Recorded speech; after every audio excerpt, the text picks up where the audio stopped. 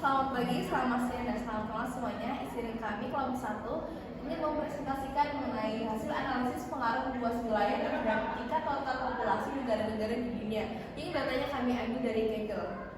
Perkenalkan, saya Kevin Rizka dengan NIM 10910253003. Dengan saya Mas Heru Sekian dengan NIM 10910202514. Perkenalkan, saya Muhammad Rosnayani dengan NIM 10910250012. Saya Muhammad Rizal Romani dengan NIM 10910250031. Baik, presentasi ini melatar belakangi bahwa setiap negara di dunia memiliki variasi karakteristik demografis dan geografis yang signifikan, di mana total populasi yang dikatakan sebagai variabel X dan total luas area sebagai variabel Y adalah dua indikator penting. Perbedaan mencolok ini menimbulkan pertanyaan mengenai hubungan linear antara keduanya. Oleh karena itu, penelitian ini bertujuan untuk menganalisa dan menguji keterkaitan antara total populasi dan total luas suatu daerah dari negara-negara di dunia. Analisis ini menggunakan metode korelasi dan scatter plot untuk menentukan arah serta kekuatan hubungan linear di antara kedua variabel tersebut. Selanjutnya tujuan pertama untuk mengetahui hubungan antara total populasi dengan variabel X dan total luas area dengan variabel Y negara-negara di dunia. Kedua, menghitung nilai korelasi antara total populasi dan total luas area dengan Microsoft Excel. Ketiga, menganalisis pola hubungan antara total populasi dan total luas area menggunakan scatter plot. Dan terakhir, menarik kesimpulan mengenai pengaruh total populasi terhadap luas wilayah suatu negara. Selanjutnya, pengolahan data. Data yang digunakan dalam penelitian ini berasal dari dataset negara-negara di dunia yang memuat informasi luas wilayah dan jumlah total populasi. Variabel yang digunakan yaitu luas wilayah sebagai variabel X, total populasi sebagai variabel Y. Langkah-langkah pengolahan data adalah sebagai berikut. Pertama, untuk mengimport dataset ke dalam Microsoft Excel dan membersihkan data dari nilai kosong atau tidak valid. Kedua, memilih dua variabel yang dianalisis, yaitu total luas wilayah sebagai X dan total populasi sebagai Y.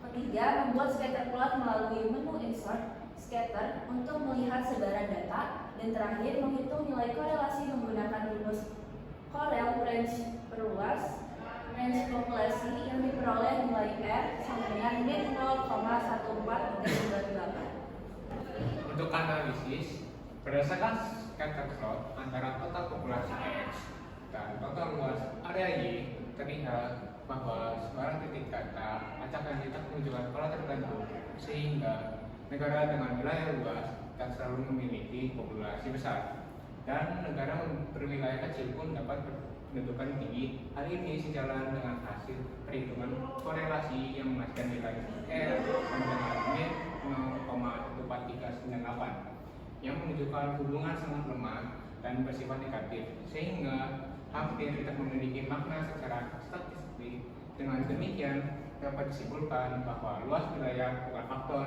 yang menentukan besar kecilnya populasi suatu negara, karena jumlah penduduk lebih dipengaruhi oleh faktor lain seperti ekonomi, sejarah, iklim, kebijakan pemerintahan, dan tingkat urbanisasi. Seperti gambar yang tersedia di sini total populasi dan luas area ini adalah sebagai area dan populasi. Terlihat angka itu karena statiknya adalah negatif, bersifat negatif lemah, maka dia itu tidak adanya terjadinya no correlation alias nggak beraturan ya. Kalau misalkan dia punya correlation yang tinggi, dia bakal seperti berikut ini. Dan kalau dia punya negatif tapi kuat, dia bakal arahnya ke bawah.